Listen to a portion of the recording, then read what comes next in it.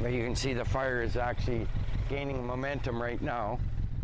A series of evacuation alerts and orders were not enough to get Adrian Bentonson to leave. Originally from Prince George, he recently moved to the Okanagan to retire. He's been living at this campground for 4 months and chose to stay behind to protect his newfound home. We're picking up whatever we can, anything that could be flammable. And we got Wayne here that's lugging the stuff around.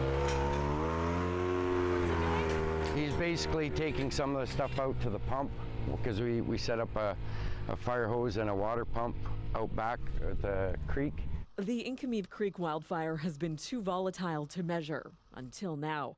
Technicians have finally been able to get an accurate size, and it's chewed up nearly 70 square kilometers of forest, roughly 17 times the size of Stanley Park. Despite significant growth on the north side of the fire Thursday night, still no changes to evacuation orders or alerts come Friday morning, meaning no answers for those living in limbo.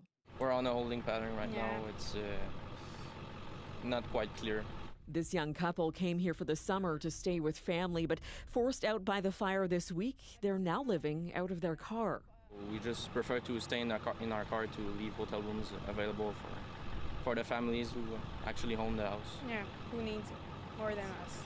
Meanwhile, an evacuation of the Okanagan Correctional Center means some inmates have been moved to other facilities as a precaution, says the province. Crews are still trying to get a clearer picture of the damage. So far, it's believed at least one home and one camper may have been destroyed, with some damage to power lines as well.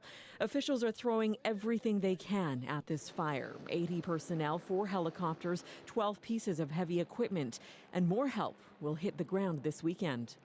And we're anticipating the arrival of about a crew of 100 or so fire personnel from Mexico arriving to all of our evacuees on July 25th. In the meantime, more waiting, watching, and worrying for some, while others keep busy on their own front lines. We're doing the best we can to save what we can. Simply hoping for the best. Tanya Fletcher, CBC News, Vancouver.